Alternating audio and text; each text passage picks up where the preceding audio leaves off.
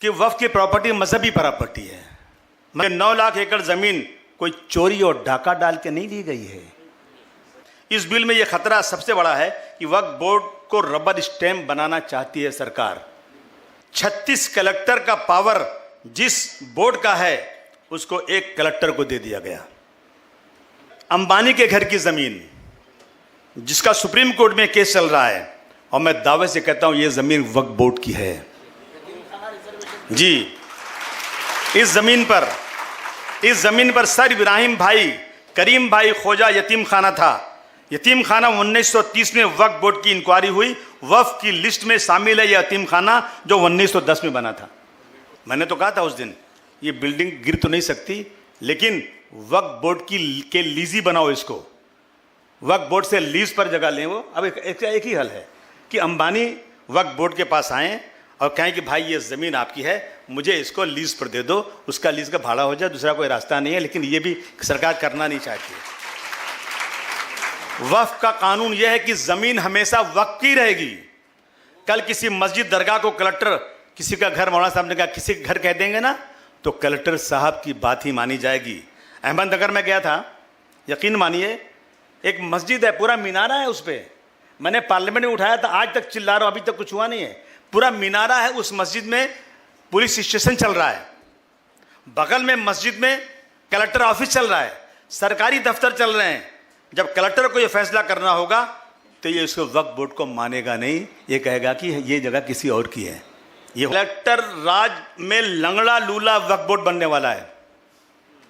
मगर मैं मुबारकबाद देना चाहता हूं कि घमंड टूट गया। 10 साल में पहला बिल वापस गया है। पहला बिल 400 पार कहने वाले 240 पर आ गए। और एक बात खाली थोड़ा सा सोचो, अगर ये 400 पार हो गया होता तो ये बिल पास हो गया होता, बिल पास हो गया होता। ये कौम के वो लोग बैठे हैं जिन्होंने अंग्रेजों के दांत खट्टे कर दिए थे, ये वो लोग हैं।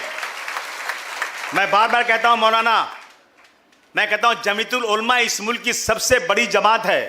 खुदा की कसम मैं एक बार नहीं 50 बार कह चुका हूं, कौम का कोई आज रहबर नहीं है। कौम बेरहनुमा चल रही है, हर आदमी अपना फैसला खुद कर रहा है। 20-25 करोड़ मुसलमानों का कोई रहनुमा नहीं। हाथ जोड़कर कहना चाहता हूं, खुदा के वास्ते उठिए आप लोग, सारी जमातों को जमा कीजिए और एक कलेक्टिव लीडरशिप बनाइए। 50-100-200 लोगों को जमा रखिए और तय कीजिए कि अब अगर हुजूर सल्लल्लाहु अलैहि वसल्लम के खिलाफ किसी ने नाज़ेबा हरकत की तो आपको यह करना है, हम अपनी जान भी देने को तैयार हो जाएंगे। कब तक बेराह रवा रहेंगे? कब तक मुसलमान तुम अपने फैसले खुद करते रहोगे?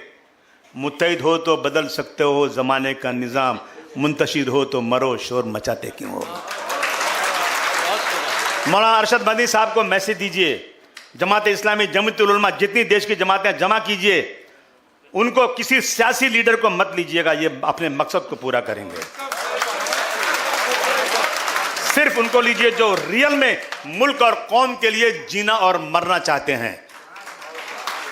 उलमाओं ने जब आज़ादी की लड़ाई लड़ी थी तो क्या अपने फायदे के लिए लड़ी थी? जब दिल्ली से लेकर अमृतसर के दोनों सड़कों पर जितने दरख्त थे इनको शहीद करके इनकी लाशों को लटका दिया गया था, तो क्या अपने फायदे के लिए किया था? आगे आइए, कौम को बचाइए। आप लोग इकट्ठा हुए ना तो 400 पार वाले गए काम से 240 पर आ गए और ये बिल पास नहीं हुआ।